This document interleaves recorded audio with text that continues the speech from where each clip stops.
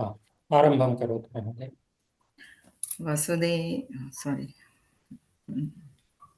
वक्रतुंड महाकाय सूर्यकोटि समप्रभ निर्विघ्नं कुरु मे देव सर्वकार्येषु सर्वदा। सरस्वती नमस्तुभ्यं वरदे कामरूपिणि विद्यारम्भं करिष्यामि सिद्धिर्भवतु मे सदा। गुरुर्ब्रह्मा गुरुर्विष्णु गुरुर्देवो महेश्वरः गुरुः साक्षात् परब्रह्म तस्मै श्री गुरवे नमः। ओम सहना भवतु सहनौ भुनक्तु सह वीर्यं करवावहै तेजस्विनावधीतमस्तु मा विद्विषावहै। ओम शांति शांति शांति। नमो गुरुभ्यो नमः सर्वभ्यो धन्यवादः महोदय। धन्यवाद। नमस्ते महोदय। अस्तु, नमस्ते। अस्तु, गतसप्ताहे वयं किं पठितवन्तः?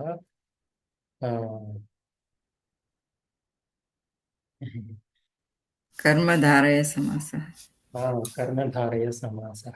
धन्यवादः। कर्मधारयः कर्मधारये बहवः प्रभेदाः सन्ति। तान् सर्वान् वयं पठितवन्तः। अद्य तत्पुरुषस्य अन्तिमप्रभेदः अस्ति नै प्रभृतयः। तत्रापि पञ्चप्रभेदाः सन्ति। प्रथमः प्रभेदः अस्ति नै तत्पुरुषः। तस्य विषये अद्य पठिष्यामः। तस्मात् पूर्वम् एकवारं पुनरवलोकनं कुर्मः। समासानां प्रभेदाः के? चत्वारः। के सन्ति? अव्ययीभाव बहुव्रीहि तत्पुरुष द्वन्द्वसमासः। द्वन्द्वसमासः। राजश्री महोदय, तत्पुरुषस्य प्रभेदाः के? पुरुष समास से सामान्य तत्पुरुषः, कर्मधारय, द्विगु, नै प्रभृतयः। उत्तमम् उत्तमम्। तत्पुरुषे कस्य पदार्थस्य प्राधान्यं भवति? उत्तरपदार्थस्य प्राधान्यं भवति। अतः कर्मधारये द्विगौ सामान्यतत्पुरुषे अपि उत्तरपदार्थस्य प्राधान्यं भवति। नै प्रभृतये अपि उत्तरपदस्य प्राधान्यं भवति। अद्य नै प्रभृतयस्य विषये किञ्चित् पठिष्यामः। उत्तरपदार्थस्य प्राधान्यम् अस्ति चेत् तत्पुरुषः। द्वन्द्वसमासे कस्य पदार्थस्य प्राधान्यं भवति? द्वयोः। बहुव्रीहौ अन्यपदार्थस्य प्राधान्यं। पूर्वपदार्थस्य प्राधान्यं कुत्र भवति?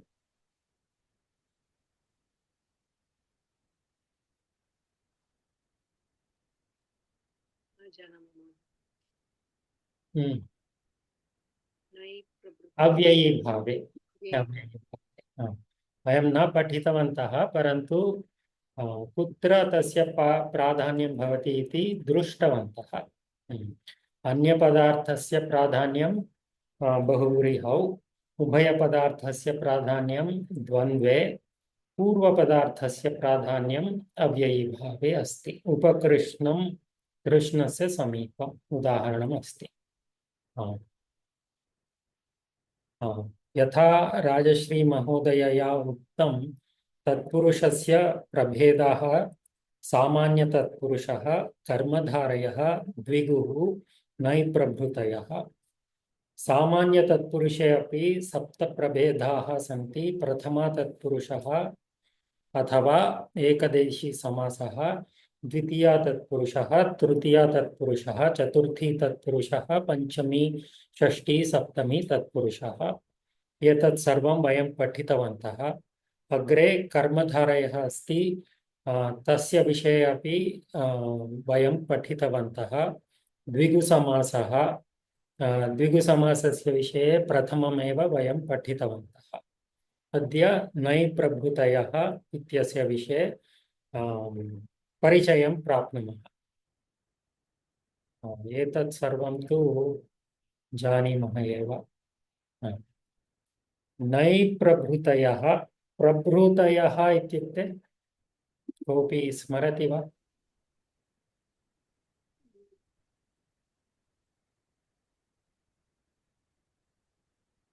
इत्यादि इत्यर्थः इत्यादि एक्सेट्रा एट्सेट्रा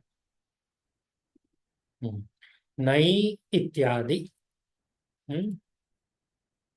किमर्थम् एवं नाम अस्ति प्रथम अत्रापि पञ्चप्रभेदाः सन्ति नै प्रभृतये अपि पञ्चप्रभेदाः सन्ति प्रथमः प्रभेदस्य नाम अस्ति नै तत्पुरुषः कु समासः इति द्वितीयस्य नाम अस्ति गतिसमासः प्रादिसमासः उपसमासः एते सर्वे पञ्चप्रभेदाः नै प्रभृतयः प्रभृतयस्य सन्ति नै इति एक समासस्य नाम अस्ति नै प्रभृतये अतः गणस्य नाम नै प्रभृतयः इति अस्ति नै इत्यादि so they actually don't have a pattern distinguishing pattern or a common pattern among these five that is why it is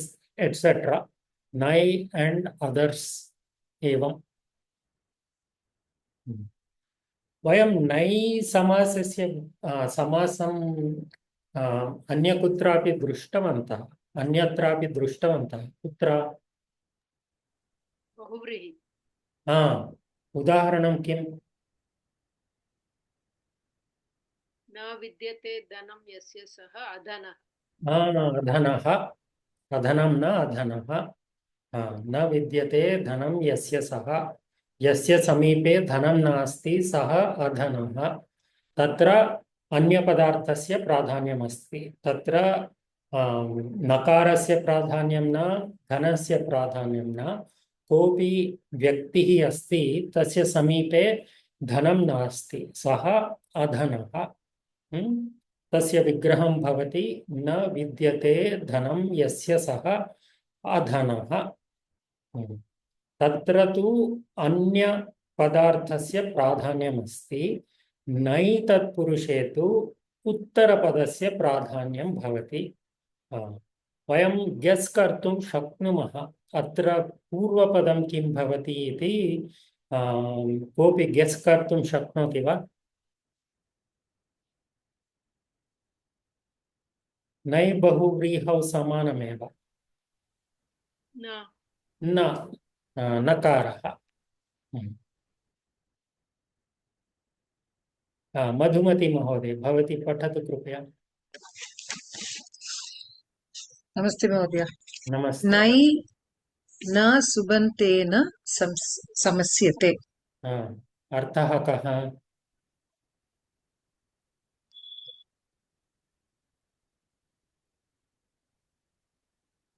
सुबन्तेन समस्यते पूर्वपदं किम् उत्तरपदं किं प्रायः पूर्वपदं is na नकारः and उत्तरपदं is सुबन्तं किमपि सुबन्तः सुबन्तः नकारः सुबन्तः द्वयोः समसनं द्वारा नै तत्पुरुषः भवति उदाहरणार्थं पठतु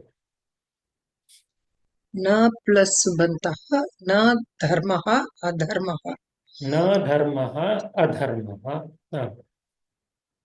न सन्देहः असन्देहः हम्म अविघ्नः हम्म किं भवति तस्य न न विघ्नः अविघ्नः उत्तमं न विघ्नः अविघ्नः न सत्यम् असत्यम् न सत्यम् असत्यम् अत्र सर्वत्र अधर्मः इति स्वीकरोतु अत्र कस्य पदार्थस्य प्राधान्यमस्ति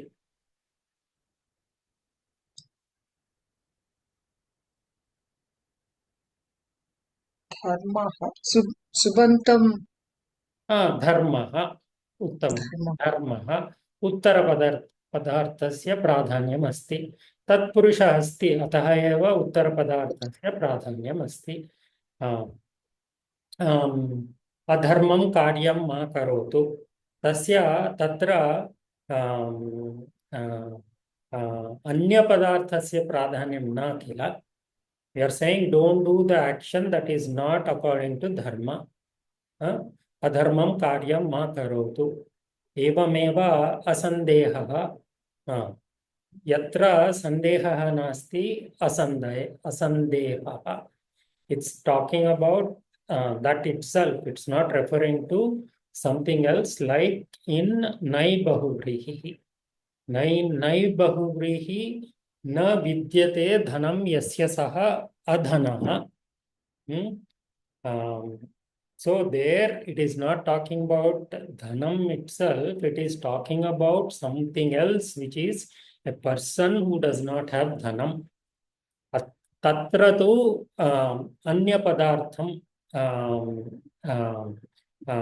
अधनिकः तस्य प्राधान्यमस्ति अत्र धर्मस्य एव प्राधान्यमस्ति धर्मस्य विषये एव वयं वदामः सन्देहस्य विषये एव अत्र प्रसङ्गः अस्ति अन्तिमम् उदाहरणं प्रयत्नं करोतु महोदय मधुमती महोदय अनश्वः न अश्वः न अश्वः स्वरः अस्ति किल एकक्षणं वाक्ये प्रयत्नं करोतु अनश्वः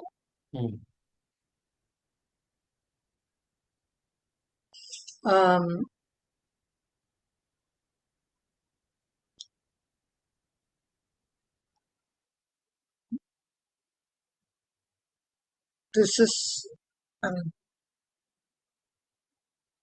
न अश्वः इत्युक्ते किम् it's not a horse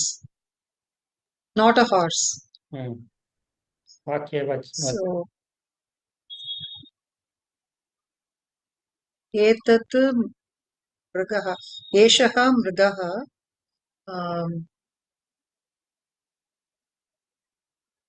न अश्वः it's a cow or it is something else it's not a horse एवं वा कोऽपि अन्य कोऽपि वाक्यं रचयतु कृपया सैनिकः अनश्वः भवति सैनिकस्य अश्वं युद्धे मरति हन्ति सैनिकः अनश्वः so he is a soldier who's no then you are referring to the सैनिकः now एवं वा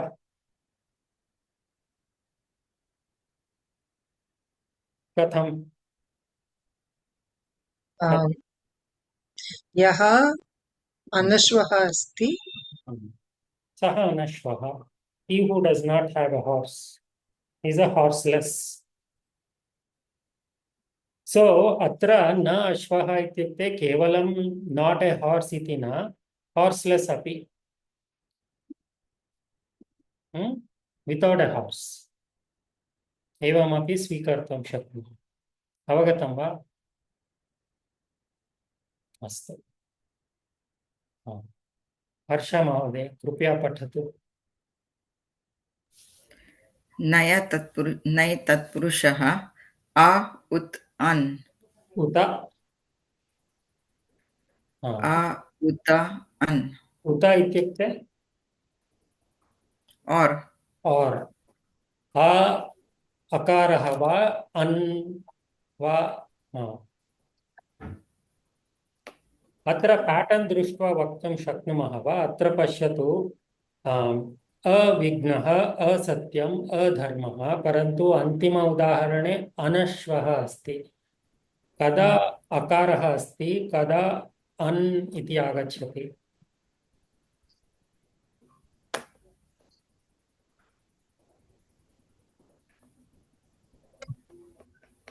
Can I try? हर्षा महोदयं प्रयत्नं let her try first. महोदय हम्म। स्लैड् न दृश्यते वा? क्षम्यताम्। न ओ, प्रथमं स्लैड् दृश्यते। इदानीं नो प्रथमं स्लैड् अस्ति। This one only. अत्र पैटर्न् किमपि दृश्यते वा? आम् दृश्यते। किमस्ति? अ वा अन्। आम्। कदा अकारः अस्ति, कदा अन् आगच्छति? सुबन्तं प्रथमं वर्णं व्यञ्जनम् अस्ति चेत् अ आगच्छति। प्रथमं वर्णं स्वर आगच्छति चेत् अन् योजनीयम्। उत्तमम् उत्तमम्। पठतु। नै तत्पुरुषः आ उत् उत अन्। उत्तरपदस्य प्रथमाक्षरं हलादि हि समस्तपदे अ। न ज्ञानम् अज्ञानं, न विद्या अविद्या, न भेदः अभेदः। अवगतं किल? आम्। उत्तरपदस्य प्रथम वर्णः अस्ति हलन्तः, हलादिः। अतः समस्तपदे अकारः।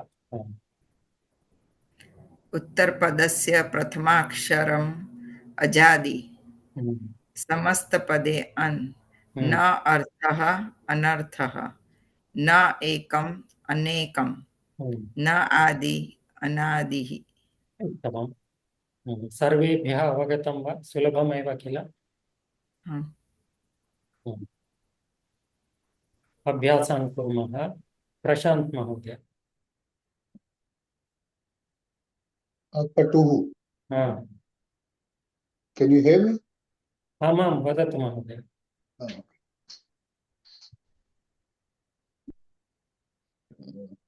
पटुः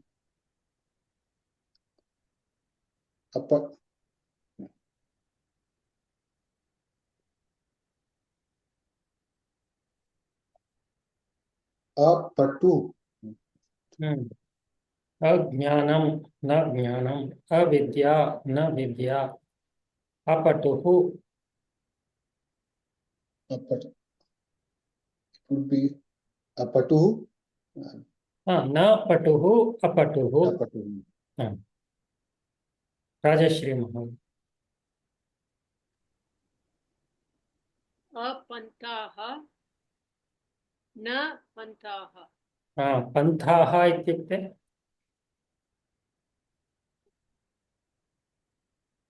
पन्थः belonging to a sect. तदपि अर्थम् एव। सत्यं। लिटरल मीनिंग किम्? ट्रैवलर। मार्गं। मार्गं। तस्य प्रातिपदिकं किम्? पथिन्। पथिन्। उत्तमं। पथिन्। पन्थाः किं भवति अग्रे प्रथमविभक्तौ? न जानामि महोदय, अहम् ऊहितवती। ऊहितवती। अच्छा, आकारः अस्ति चेत् नकारः। एवम्। उत्तमं। पथिन् इति प्रातिपदिकमस्ति। अग्रे अद्यतन अन्वयरचनाम् अपि आगच्छति। क्षम्यताम्। पथिन्।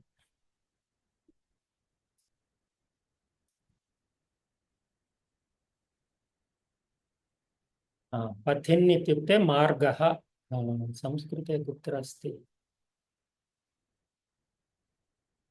मार्ग। अस्तु, तस्य विभक्तिरूपाणि अपि दर्शयामि। क्षम्यताम्। विभक्ति। पन्थाः, पन्थानौ, पन्थानः। पन्थाः इति बहुवचनमिव दृश्यते, परन्तु एकवचनमेव। पन्थाः, पन्थानौ, पन्थानः। पथिन् इति नकारान्त पथिन् शब्दमिति प्रातिपदिकमस्ति। न पन्थाः अपन्थाः न मार्गः इति अर्थः। न मार्गः। मधुमती महोदय।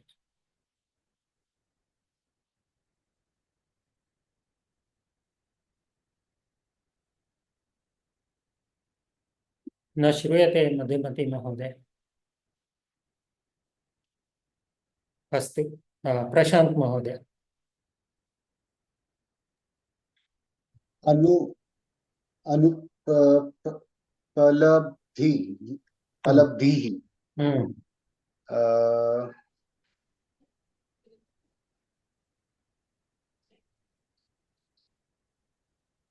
उपलब्धिः न न न उपलब्धिः। उत्तमं। न उपलब्धिः, अनुपलब्धिः। हर्ष महोदय। अनागमनं,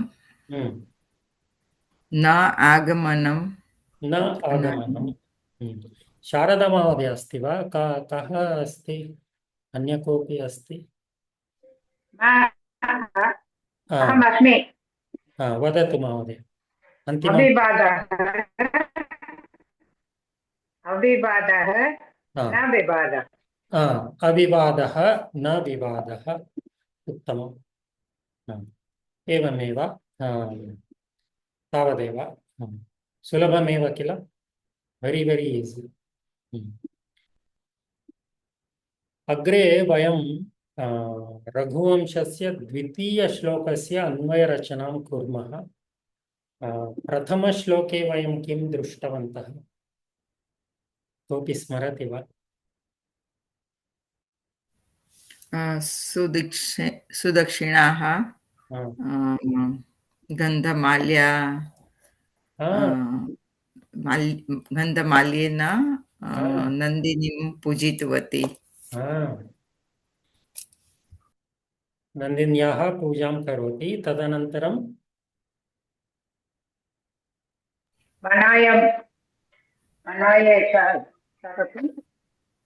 मुमुक्षुवती। तदनन्तरं दिलीपः वनाय मुक्तवान्, मुमोचति। उत्तमं। प्रथमं सुदक्षिणा नन्दिन्याः पूजां करोति। तदनन्तरं दिलीपः तां धेनुं वनं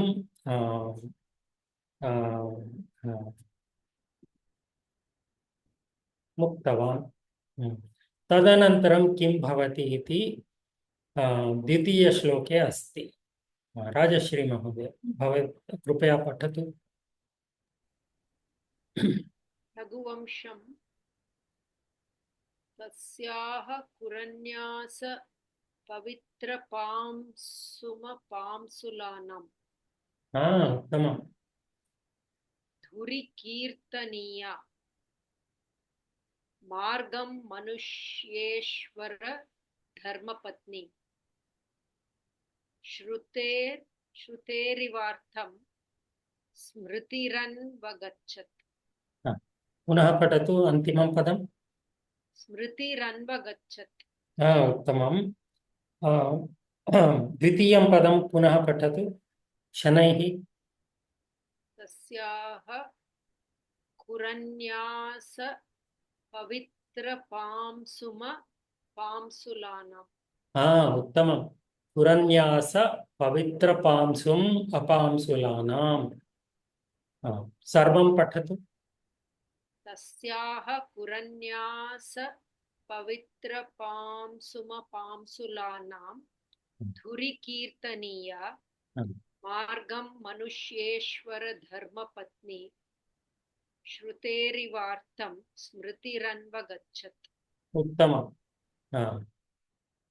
श्लोकं सुलभमेव अत्र केवलं द्वितीयं पदं किञ्चित् कठिनमस्ति अन्यानि पदानि सुलभानि एव सुलभमेव अहं प्रथमं सामान्य अर्थं दर्शयामि तदनन्तरं अग्रे सरामः सामान्य अर्थं पठतु महोदय सामान्यार्थः पतिव्रतानाम् अग्रगण्या सुदक्षिणा नन्दिन्याः पादधूलिना पवित्रं कृतं मार्गम् अनुसृतवती यथा स्मृतिः श्रुतेः अर्थमेव अनुसरति।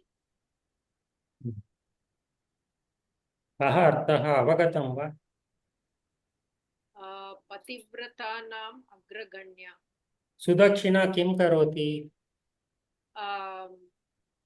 मार्गम् अनुसृतवती मार्गम् अनुसृतवती उत्तमं कीदृशं मार्गं नन्दिन्याः पादधूलिना पवित्रं कृतम् इत्युक्ते किं नन्दिनी किं करोति नन्दिनी यत् मार्गेण गच्छति तत् मार्गे एव सुदक्षिणा अपि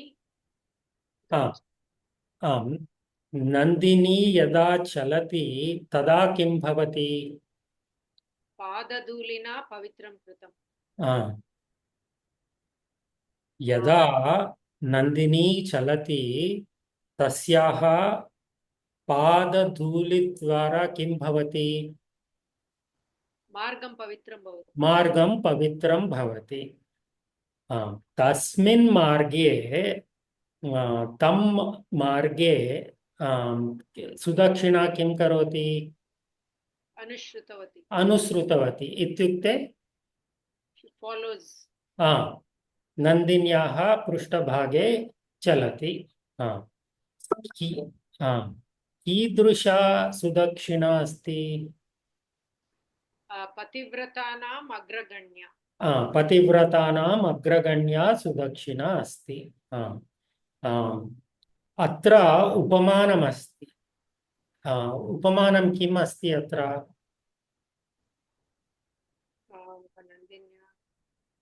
सामान्य not talking about the technical terms अत्र सामान्य उपमानं किम् अस्ति उपमा किम् अस्ति कीदृशं सा अनुसृतवती कथम् अनुसृतवती पतिव्रतानाम् अग्रगण्या तु सुदक्षिणायाः विवरणमस्ति so how is this being what is this being compared with the shrutehe arthameva anusruta like the way the smriti follows the shruti in terms of artha yatha shrutau किमपि अर्थमस्ति स्मृतौ अपि एवमेव अर्थं भवति so smriti follows the artha given in shruti same way nandini follows kshamyatam sudakshina follows nandini that is the basic meaning of the shloka avagatam va Bhanu Mohoday, like I didn't understand this one. Yatha savritihi shritehe. What did you say? Could you repeat, please? Shrutihi. Punah ekvaram.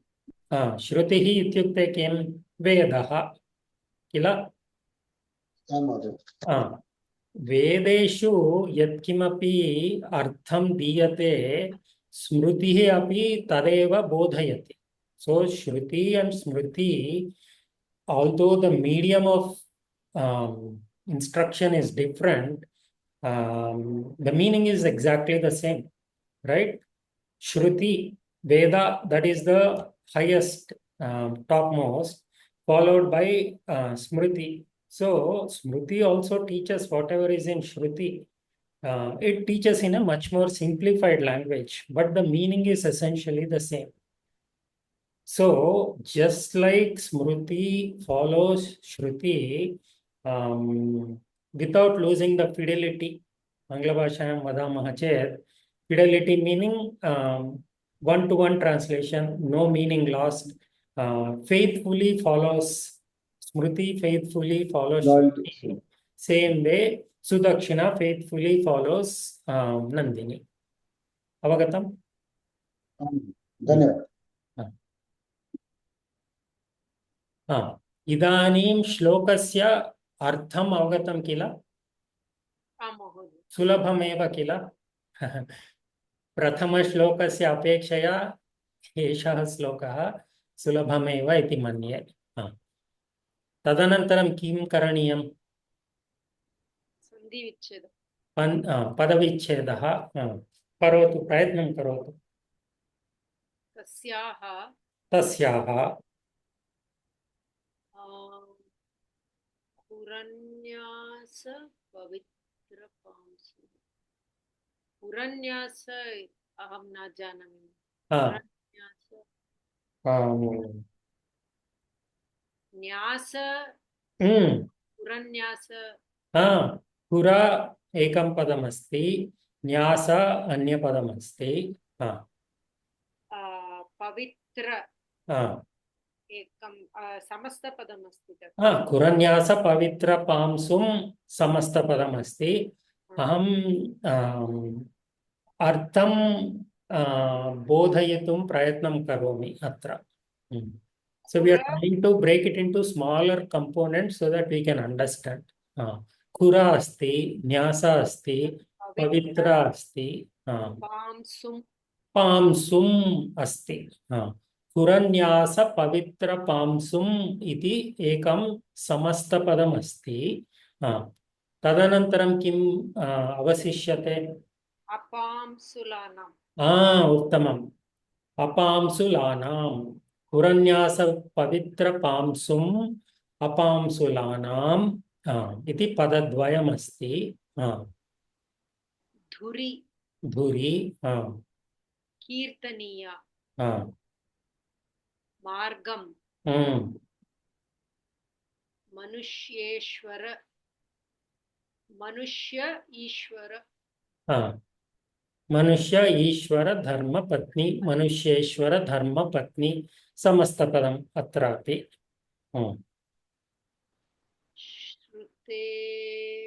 श्रुतेः इव अर्थम्. श्रुतेः इव अर्थम्. स्मृतिः अन्वगच्छत्. उत्तमं. स्मृतिः अन्वगच्छत्. तस्याः पुरन्यास पवित्र पांसुं समस्तपदम् अपांसुलानाम् अन्यं पदं धुरि कीर्तनीया मार्गं मनुष्येश्वर धर्मपत्री पुनः समस्तपदं श्रुतेः इव अर्थं स्मृतिः अन्वगच्छत्. अत्र सन्धिः कुत्र कुत्र अस्ति? पुरन्यास पवित्रपांसुं तत्र नास्ति. धुरि कीर्तनीया मार्गं मनुष्येश्वर धर्मपत्नी. तत्र मनुष्य ईश्वर मनुष्येश्वर कीदृशः समासः? मनुष्यः समासं तत्र समासः अस्ति. समासे सन्धिः अपि भवति किल? आं महोदय. मनुष्य प्लस ईश्वर. मनुष्यः ईश्वरः इव वा? न न न न न न. That is all समासः. अस्तु, चिन्ता मास्तु. यदा समासं कुर्मः तदा पश्यामः. When we do the vigraha for this, we will look at the sandhi also. Agre, atra. श्रुतेः इव श्रुतेरिव तत्र विसर्गरेफादेशः इव अर्थं दीर्घसन्धि सवर्ण दीर्घ संधि श्रुतेरिव प्लस अर्थम श्रुतेरिवार्थम स्मृतिः अन्वगच्छत् तत्रापि रेफादेशः विसर्गरेफादेशः उत्तम श्रुतेरिव श्रुतेः इव विसर्गरेफादेशः श्रुतेरिव प्लस अर्थम श्रुतेरिवार्थम सवर्ण दीर्घ संधि अनुस्वारसन्धि अनुस्वारसन्धि wait, let's finish. स्मृतिः प्लस अन्वगच्छत् अत्रापि विसर्गरेफादेशः स्मृतिरन्वगच्छत् शारदा महोदय वदतु कृपया श्रुतेरिव तेरिव तम् अनुस्वारसन्धि अनुस्वारसन्धि अपांस्कुलानाम् अत्रापि अनुस्वारसन्धि अन्यत्रापि अस्ति वा कुत्रापि पांशुलानां पवित्रपांशुम् अपांशुलानां सर्वे अनुस्वारसन्धि अत्र अस्ति किल मार्गं मनुष्येश्वर मार्गं मनुष्येश्वर मार्गं उत्तमम् उत्तमं धन्यवादः राजश्री महोदय तदनन्तरं किं कर्तव्यम् तदनन्तरं व्याकरण प्रतिपदार्थः तस्याः नन्दिन्याः न सुदक्षिणायाः न तस्याः व्याकरणविवरणं किम् दकारान्त स्त्रीलिङ्ग षष्ठी एकवचन अत्र तस्याः इति कस्य विषये कस्याः विषये अस्ति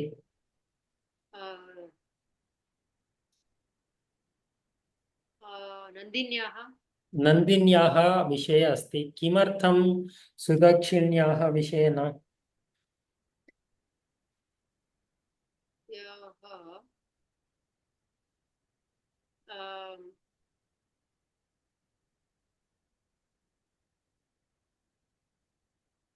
मनुष्येश्वर मार्गं न महोदय I am not able to explain कोऽपि जानाति वा अत्र तस्याः पुरन्यासं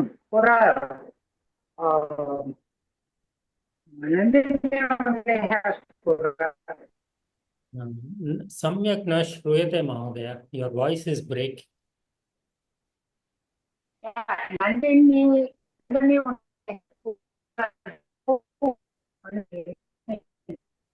I can only hear 1 out of 3 or 4 words, Mahoday.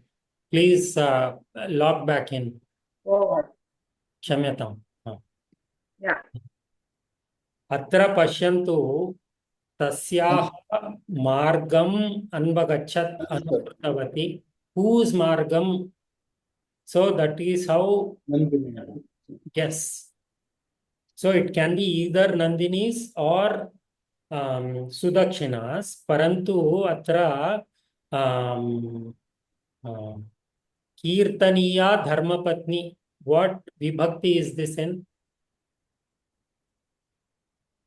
कीर्तनीया धर्मपत्नी तृतीया Prathama vibhakti Dharmapatni. कीर्तनीया Also okay fine. Let's take what is very clear. Dharmapatni. Dharmapatni anvagachat dharmapatni anusarati. So tasyaha cannot refer to dharmapatni. It has to refer to the other strilinga padam which is Nandini. So that is how we can infer. Avagatam va? No Mahodaya, not very clear. So अत्र धर्मपत्नी अन्वगच्छत् धर्मपत्नी नन्दिन्याः अतः तस्या वयं नन्दिन्याः विषये अस्ति उत्तमम् उत्तमम् सो धर्मपत्नी अन्वगच्छत् धर्मपत्नी अनुसरति so this is the most basic वाक्यम् अवगतम् आं महोदय सो धर्मपत्नी Sudakshina अन्वगच्छत् and it is in prathama vibhakti what is she anusarati margam anusarati so whose margam Nandini's margam अस्तु अस्तु महोदय तस्याः idanim avagatam आं महोदय so there's only two choices either it's Nandini or it is Sudakshina. So this is how we infer or we derive what is tasyaha referring to. Kuranyasa pavitra pamsum. Kura ityukte kim? न जानामि पुरा Kopi janati va? Pura is the leg, the lower part, the leg. Goho Varnaha, padam. yeah, padam. The sharp part. It's called curry. Huh? Curry. In our Gujarati, we call curry. Oh, is it derived from Kura, you think? Yes, curry. We call it curry. Oh, nice. Angla bhasham hoof, H-O-O-F. Hoofs. Yeah, hoofs. Hoof atra. Ekavachanam. Nyasa. न्यासम् इत्युक्ते indication something like that बहवः अर्थाः सन्ति अत्र वदतु Keep near. Nyasmin. almost deposited ityarthah sthapitam स्थाप्य द्रव्यम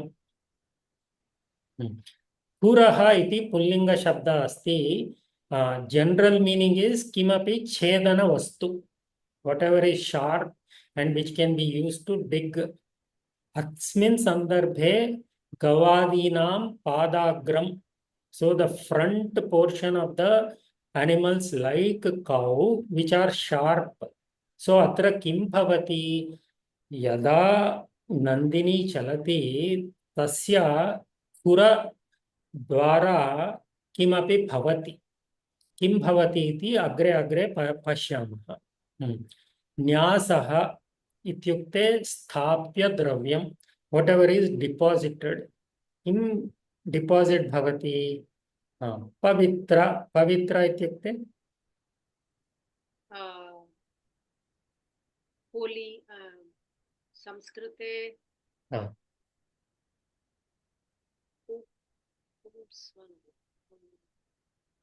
पवमान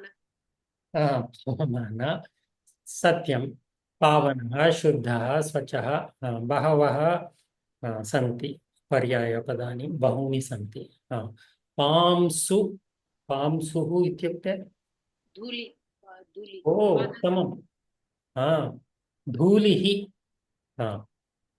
इदानीं सम्पूर्णपदस्य अर्थं किम् इति गेस् करोतु पुरन्यास पवित्र पांसुः the dust kicked by the dust of the dust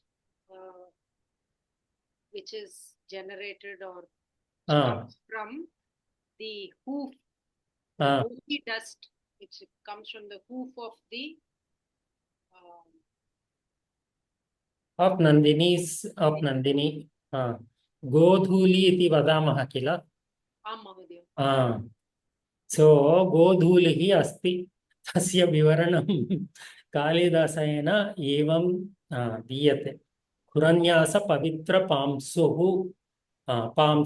अत्र पांसुम् अस्ति सो पदविवरणं किं भवति द्वितीया भवति वा पांसु द्वितीया एकवचनं प्रातिपदिकं किं कुरन्यास पवित्र पांसुः गुरुः अस्ति चेत् गुरुः गुरु गुरु पांसुः पांसु पुरन्यास पवित्र उकारान्तः पुल्लिङ्गः पुरन्यास पवित्र पांसु इति प्रातिपदिकं द्वितीया विभक्ति एकवचनं नन्दिन्याः पुरैः स्थापित पवित्र धूलिम् इत्यर्थः अवगतम् आम् महोदय सर्वेभ्यः अवगतं वा अत्र प्रश्नाः सन्ति वा किञ्चित् कठिनं पदमस्ति अग्रे अपांसुलानाम् अत्रापि पांसु अस्ति अपांसु अपांसु कीदृश अत्र समासः अस्ति वा आम् महोदय अपांसु न पांसु न पांसु अपांसुलानाम् अपांसु इत्युक्ते not dust literal meaning so पांसुः इत्यस्य दोषः इत्यपि अन्यः अर्थः अस्ति तस्मात् पांसुलाः इति पदं पदस्य निर्माणं भवति लच् प्रत्ययेन पांसु प्लस लच् will give us पांसुलः यासां दोषाः सन्ति सो अत्र सुदक्षिणायाः विषये तस्याः वर्णनमस्ति so it should not be taken as she is not dusty एवम् अर्थं न she is पवित्रम् इति स्वीकर्तव्यम् पतिव्रता एवं so अत्र पांसुः dust is not the literal meaning so she is a pure woman इति अर्थः अस्ति अवगतं वा it refers to Sudakshina. So the pada pamsu is used in two different ways. In the first pada, it is taken literally as Godhuli. In the second one, it is referring to a woman who is a pativrata. So tatra she is not dusty, she has not taken a shower, evam artham na. तस्याः कोऽपि दोषाः न सन्ति इति अर्थः शी is a pure woman इत्यर्थः पतिव्रता नो चेत्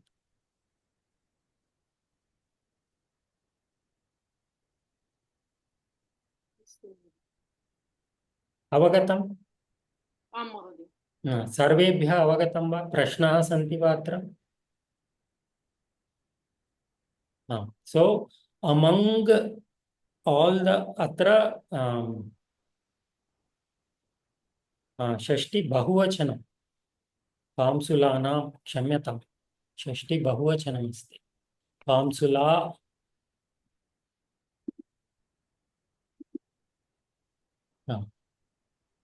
so पांसुलानां षष्टि बहुवचनम् इत्युक्ते पतिव्रतानां meaning among Pativratas. Correct?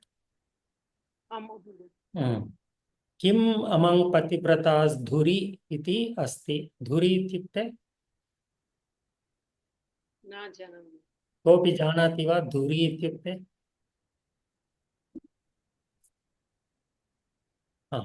चिन्ता नास्ति नूतनं पदम् Like Ashwanam dhurihi yasya haste santi. Dhuri means lagam. अहं तदर्थं न जानामि अत्र अग्रे इत्यर्थे अस्ति धुर् इति प्रातिपदिकमस्ति रेफान्तः स्त्रीलिङ्गपदं सो धुरौ धूः धुरौ धुरः इति प्रथमाविभक्तिरूपाणि धुरि धुरोः धुर्षु धुर्षु इति सप्तमी विभक्त्यन्तम् so dhuri is saptami ekavachanam agre ityartha. So this is referring to sudakshina. So apam sulanam dhuri sa sudakshina apam sulanam dhuri asti. So among the pativratas she is in the front. So when you are counting who are all the different pativratas, sudakshina's name comes first. So first among pativratas iti arthah atra. Avagatam? आं महोदय। धन्यवादः। कीर्तनीया हर्ष महोदय भवती प्रयत्नं करोतु।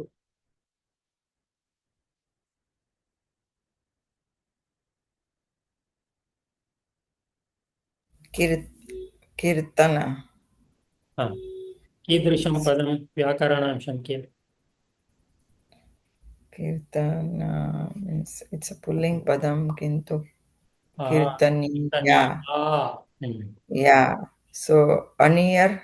अनियर् उत्तमम्। अत्र कृत् इति धातुः अस्ति, तस्य अनीय रूपमस्ति कीर्तनीया। कीर्तनीयः पुल्लिङ्गं, कीर्तनीयं नपुंसकं, कीर्तनीया आकारान्त स्त्रीलिङ्ग कीर्तनीया पदमस्ति, प्रथमा विभक्ति एकवचनं, परिगणनीया प्रशंसनीया इत्यर्थः। अवगतं वा? मार्गं मार्गम अकारांत पुल्लिंग मार्ग शब्द द्वितीय विभक्ति एकवचनम। अर्थः कः? Margam means way. Another word for इतः पूर्वमेव दृष्टवन्तः। नयि कोऽपि स्मरति वा? पन्थाः पथिन् इति प्रातिपदिकं, पन्थाः पन्थानौ पन्थानः प्रथमा विभक्ति रूपाणि। मनुष्येश्वर धर्मपत्नी। ओके, समस्त पदम। समस्त पदम इकारांत स्त्रीलिंग मनुष्येश्वर धर्मपत्नी प्रथमा विभक्ति एकवचनम। अर्थः कः? अर्थ मनुष्येश्वर धर्मपत्नी। सो सुदक्षिणा। अत्र सुदक्षिणा। अत्र सुदक्षिणा अस्ति। सो मनुष्येश्वरः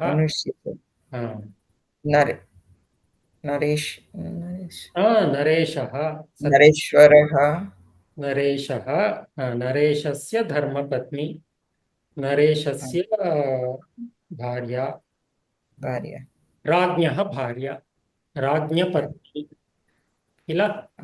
मनुष्येश्वर इत्युक्ते राजा इति अस्ति। राजानः भार्या। उत्पत्तेः दिलीपस्य महिषी सुदक्षिणा। महिषी इत्युक्ते राज्ञः पत्नी। अग्रे श्रुतेः। श्रुति इकारांत स्त्रीलिंग पदम।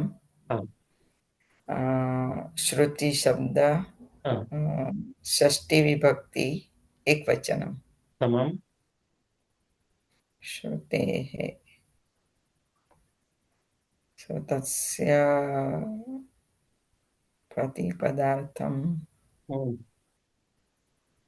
मया उक्तम्, आङ्ग्लभाषया उक्तम् इतः पूर्वम्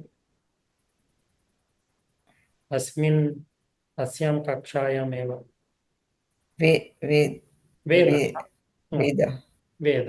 वेदस्य षष्ठी विभक्त्यौ वेदस्य। इव अव्ययपदम्। अर्थम् It is अव्ययपदम और प्रथमा विभक्ति अव्ययमेव अव्यय. Okay, अव्ययमेव. स्मृतिः. So इकारान्त न स्त्रीलिंग इव पदस्य अर्थः कः इव like संस्कृते समानमेव. समान साम्यं सादृश्यं अर्थम् अर्थम अव्ययम अव्ययं न. It's नपुंसकलिंगम. अर्थ then कः कः अर्थः कः अर्थ. It's पुल्लिंग अकारान्त पुल्लिंग अर्थ शब्द द्वितीया विभक्ति एकवचन. तस्य अर्थशब्दस्य अर्थं किम् अर्थः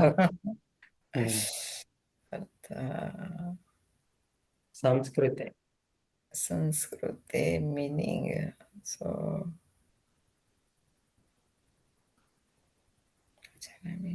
कोऽपि जानाति वा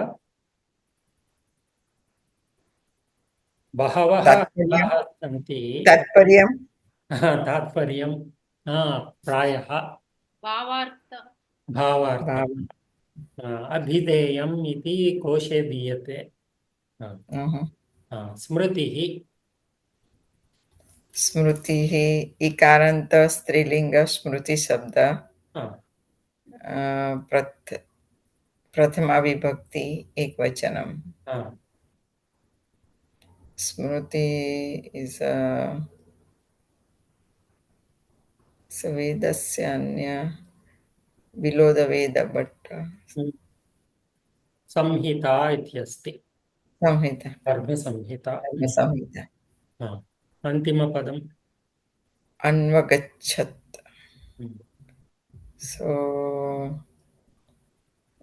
अनु प्लस अगच्छत् तत्र संधि अस्ति प्लस अगच्छत्.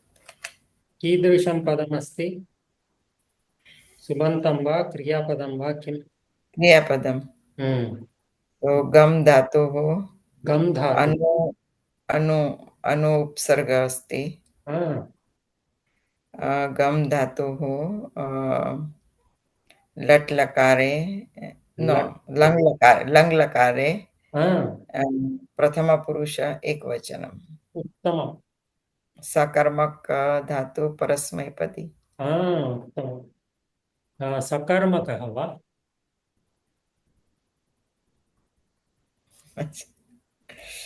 गम धातु गम गत्यर्थक धातु अस्ति.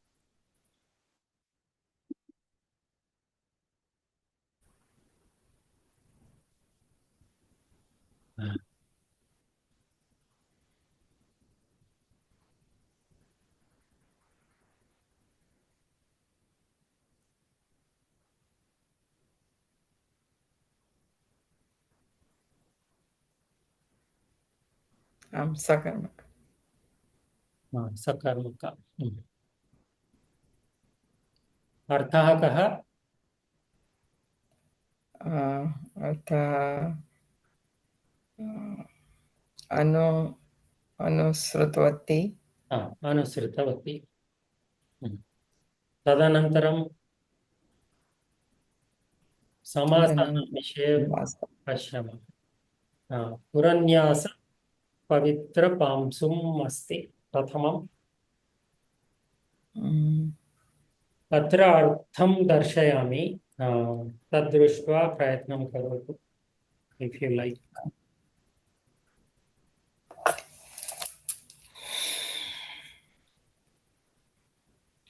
Okay. खुरन्यासः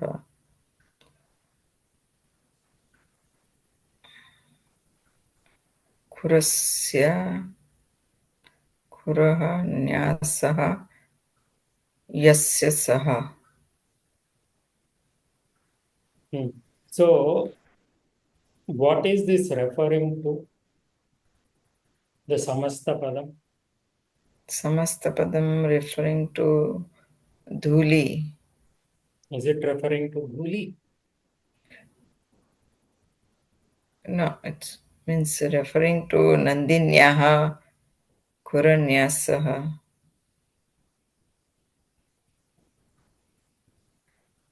Nandinyaha Padaihi Pavitram Dhulihi. So Kurehe Nyasaha. Kurasya Nyasaha. Akaranta. Kura is Akaranta, right? Not Kure. Right. Kurasya. Kurasya Nyasaha. Kuranyasaha.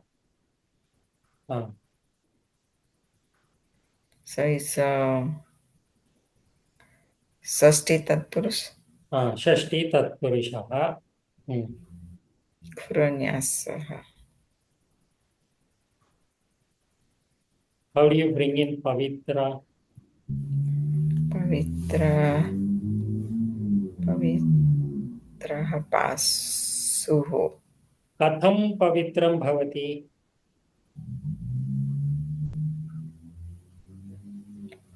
Kuranyasehe.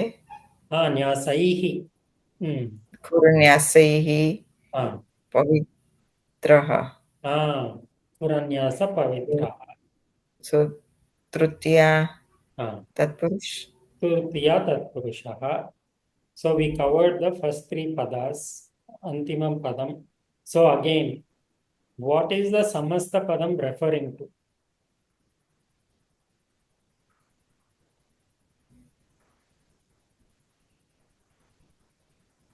Kuranyasa Pavitram Pasu. Samanyartham ekavaram punaha pashyatu. Nandinyaha Padadulinam Pavitram Krutam Margam. So it refers to Nandinyaha.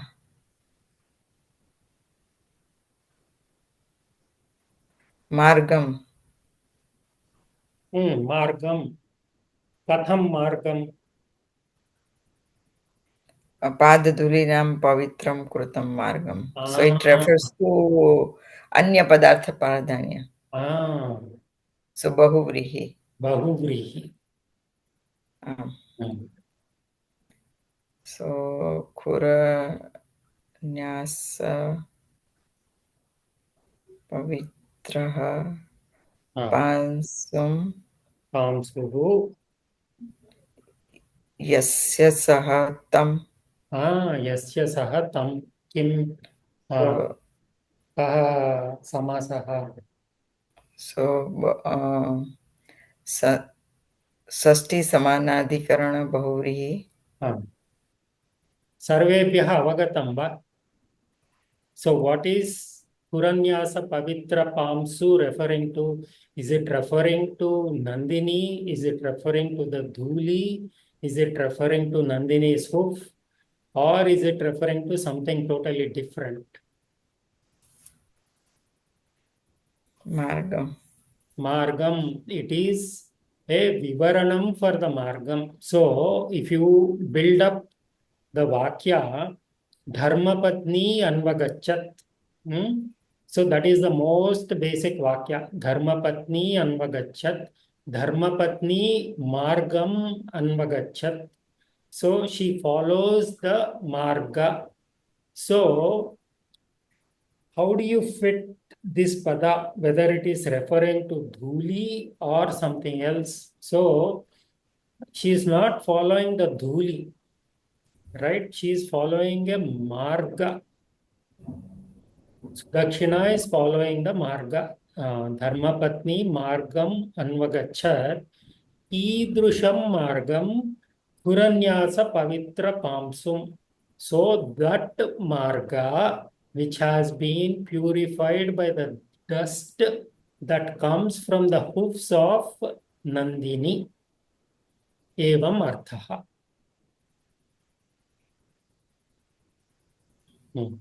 Puranam Nyasaha. Bahuvachanam Mahodaya atra ekavachanam na. पुराणां न्यासः षष्ठी तत्पुरुषः पुरन्यासः पुरन्यासैः पवित्राः पुरन्यासपवित्राः पांसवः यस्य सः तं सो पुराणां न्यासः that the collection from of the something that has been collected due to the hopes,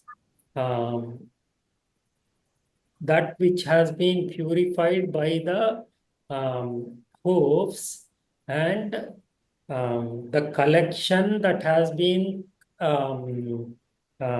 purified by the hopes,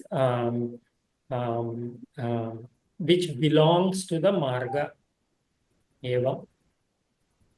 It's a little challenging, but let me know if this is clear or if you want me to explain it in a different way.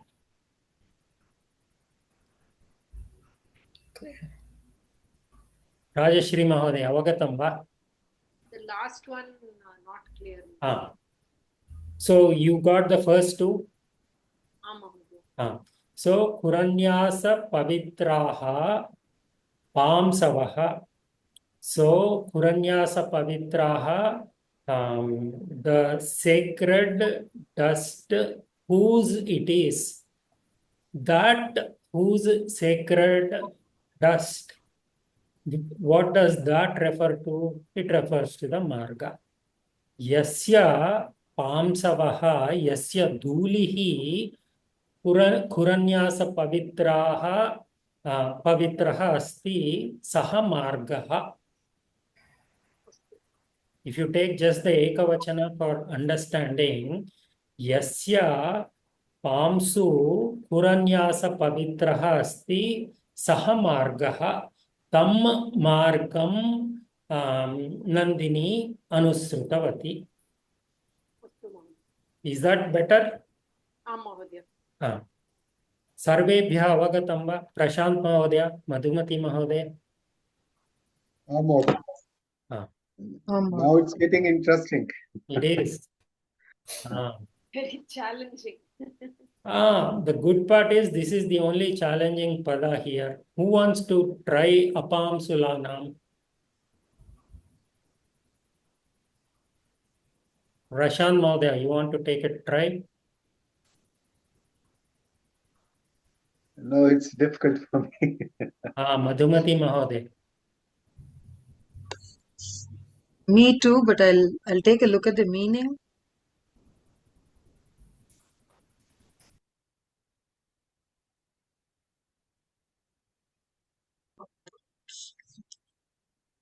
Pativratanam, among Pativratas. Atreva maya diyate. Apamsulaha, napamsulaha, napamsulaha, tasam.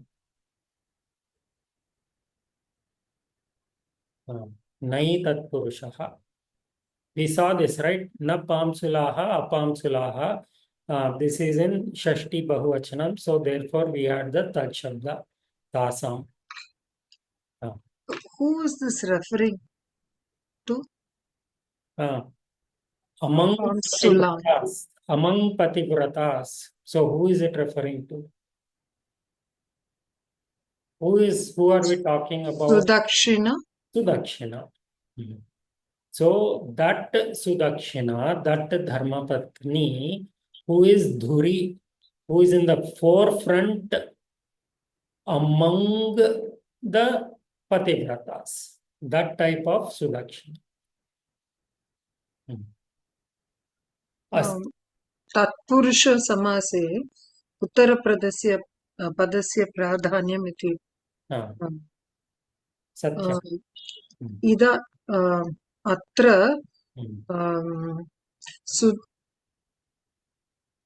Sudakshina अपांसुलानां Sudakshina सूचयति. No. It is referring to Pativratas. Pamsulaha is not Pativratas. Apamsulaha is Pativratas. So Pamsulaha, that women who are not chaste. Apamsulaha, the women who are chaste. So Amongst them. among them, Sudakshina is in the forefront. Evam arthaha. Astu. हर्ष महोदय समापनं करोतु मनुष्येश्वर धर्मपत्नी अत्रापि समस्तपदमस्ति So dharma manusheshwar dharma patni. So dharma patni manusheshwarasya dharma patni. अत्र मनुष्येश्वर अत्रापि समासः अस्ति Manusheshwarah. So manushyasyah not manushya manushyaha ishwarah iva. एवं वा Manushyanam Ishwarah. मनुष्याणाम् ईश्वर this is referring to Raja. I told you this. Raja, right. Ah. Manushyanam ishwarah. What type of samasa is that, Madhumati Mahoday? Shashti Tatpurusha. Uttamam. Manushyanam Ishwarah, Manusheshwarah. Dharmapatni, what is the samasa there? Dharma. Try karotu, Madhumati Mahoday.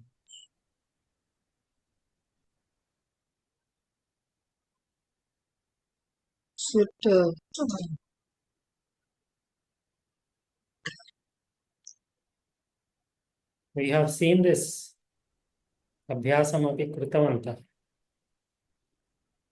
Harsha Mahoday smarati va?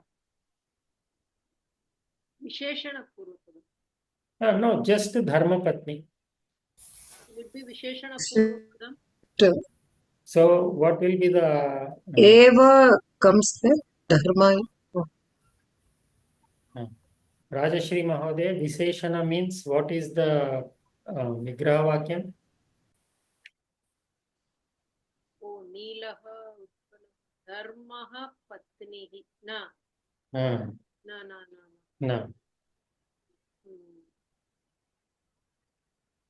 Dharmartham Patni. Can we say that? We can say that. Dharmartham patni. So that is the thing, right? At least what is said for men, you need a woman to perform dharmic activities, evam vadanti kila. So dharmartham patni. So what type of samasa is that? Chaturthi Tatpurusha. Chaturthi Tatpurusha. Dharmartham no chet dharmaya patni. Idanim manusheshwara dharmapatnehe vigraham kim? Straightforward.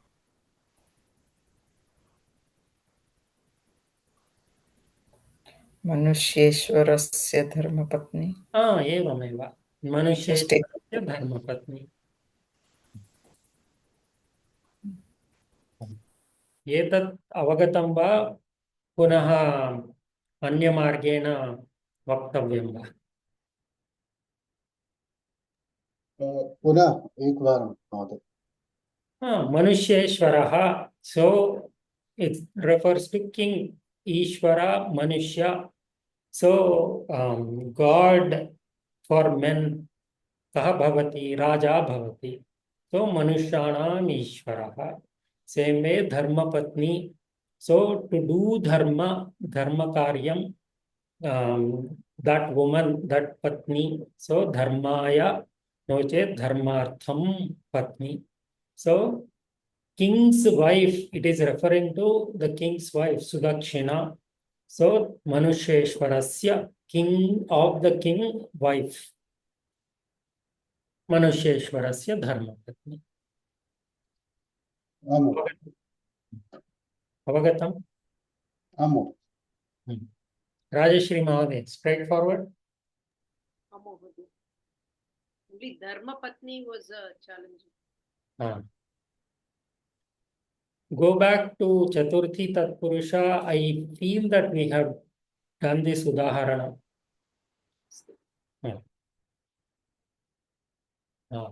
Akanksha Kramena. Who wants to do this? झटिति कुर्मः समयं जातः समयः जातः राजश्री महोदय क्रियापदम् अन्वगच्छत् अस्ति प्रश्नान् पृच्छतु कः अन्वगच्छत् का अन्वगच्छत् मनुष्येश्वर धर्मपत्नी अन्वगच्छत् कीदृशी धर्मपत्नी कीर्तनीया धर्मपत्नी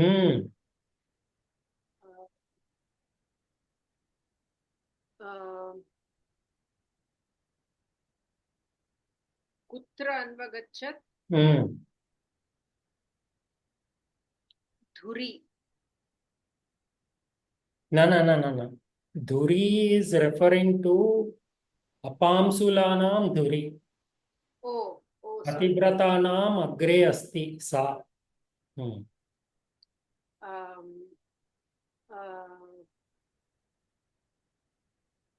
मार्गम अन्वगच्छत् कुत्र no it's okay you are no kam anvagachat margam, so this is dvitiya vibhakti, so kam will be the prashna. Kam anvagachat margam anvagachat कीदृशं मार्गं उपन्यास पवित्र पांसुं मार्गं उत्तमं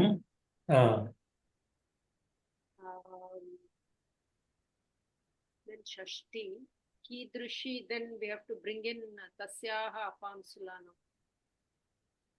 No, we have to bring in apamsulanam dhuri. Tasyaha refers to Nandini, so that's later. कीदृशी धर्मपत्नी कीदृश्याः नद्याः कीदृश्याः धर्मपत्नी अपांसुलानां धर्मपत्नी षष्ठी कीदृशी. The way I tried it is putra kirtaniya dhuri agre kirtaniya pasam agre asti apamsulanam agre asti apamsulanam dhuri asti sa evam. Is this okay? Is this helpful? Doing it this way? I thought apamsulanam was dharmapatni's shashti. So kidrishi dharmapatni kidrishi. No. Apamsulanam is shashti for dhuri. So among the pativratas, Sudakshina is dhuri. She is counted in the first among the foremost. She is the foremost among pativratas. Mahodaya, parantu that both the words together are Visheshanam to Dharmapatni, right? In a way, not Vyakarana Ritya na, parantu Artharitya Satyam. So I was trying to say, Apamsulanam Dhuri Manusheshwara Apamsulanam Dhuri Kirtaniya Manusheshwara Dharmapatni, like that. Satyam. It as a Visheshana.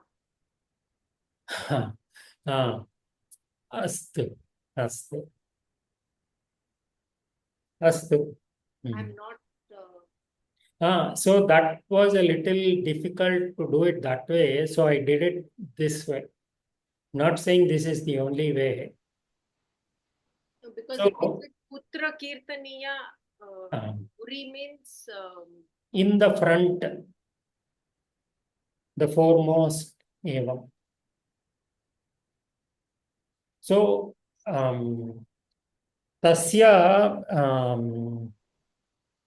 how is she counted? Where is she counted? She is counted in the first. So among whom she is counted as the first? Among all Pativratas, evam. So Kirtaniya is Pariganya, counted as evam swikartavyam. Avagatam va? चिन्तयतु, कक्षानन्तरम् एकवारं चिन्तयतु, आगच्छति। तस्याः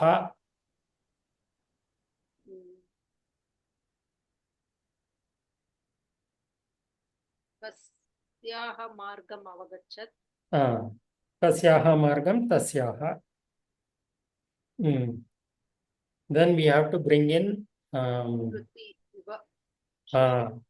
श्रुतेः इव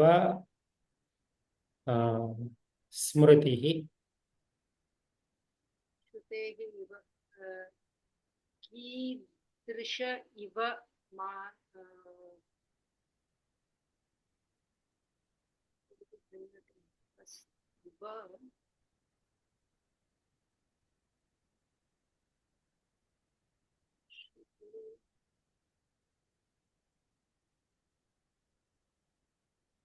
कीदृशं मार्गम् अवगच्छत्।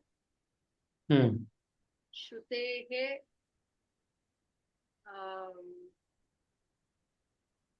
स्मृतिः अर्थम् इव मार्गम्। सत्यं। यथा स्मृतिः श्रुतेः अर्थम् अन्वगच्छत्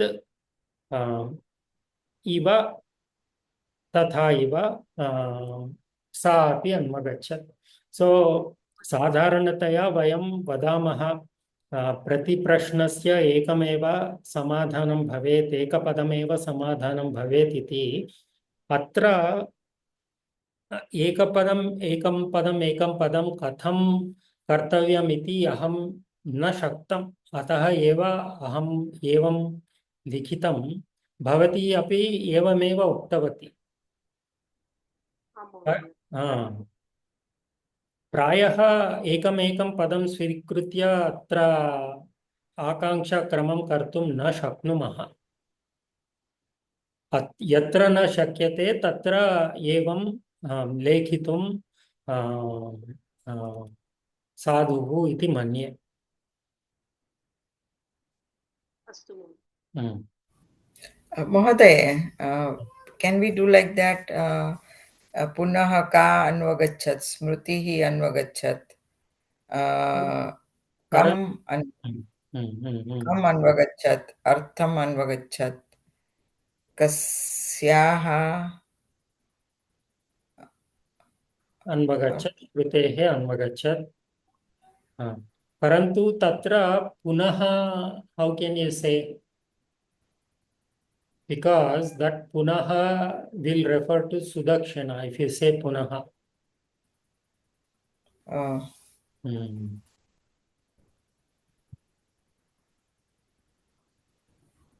So yatra kutrapi yatha tatha asti किञ्चित् क्लेशः आगच्छति. वयं भगवद्गीतायाः अन्वयरचनामपि एवं दृष्टवन्तः, सर्वे स्मरन्ति इति मन्ये।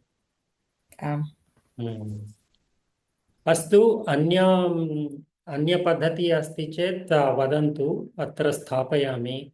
मम मनसि एवम् आगच्छति। अस्तु, अग्रे अन्तिमम् अन्वयक्रमेण लिखितव्यम्। प्रयत्नं करोतु राजश्री महोदय।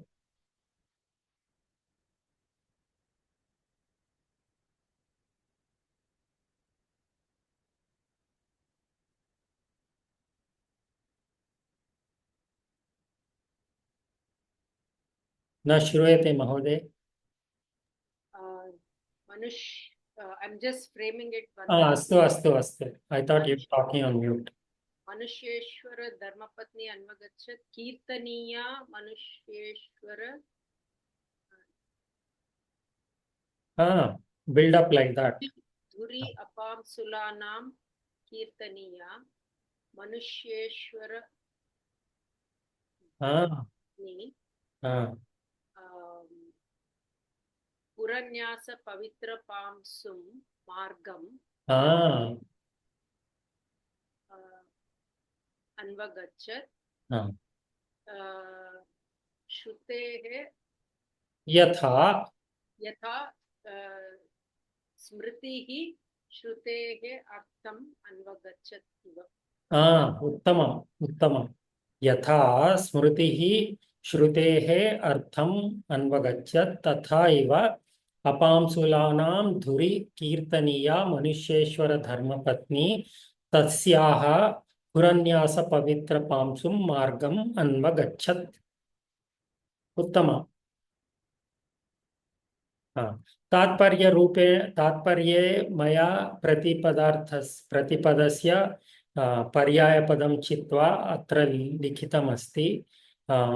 परीक्षार्थं किञ्चित् मसाला ऐड् कृत्वा लिखन्तु।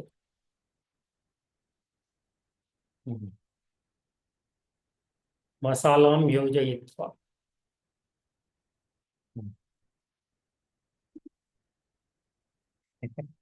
अवगतं वा श्लोकम्? प्रथमश्लोकस्य अपेक्षया सुलभमेव किल?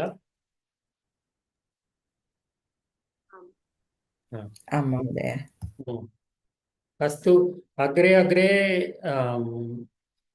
एकस्य समासस्य किञ्चित् पठनं कुर्मः, श्लोकस्य अन्वयरचनमपि कुर्मः. This way we get abhyasa of samasa in a more complicated situation.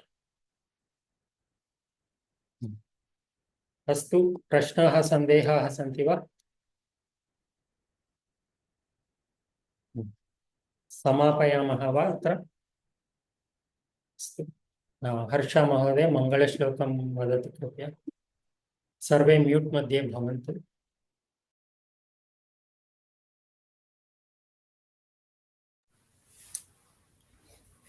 ॐ पूर्णमदः पूर्णमिदं पूर्णात् पूर्णमुदच्यते पूर्णस्य पूर्णमादाय पूर्णमेवावशिष्यते। ॐ शान्ति शान्ति शान्तिः। ॐ नमो गुरुभ्यो नमः। धन्यवादः सर्वेभ्यः। धन्यवादः। धन्यवादाः.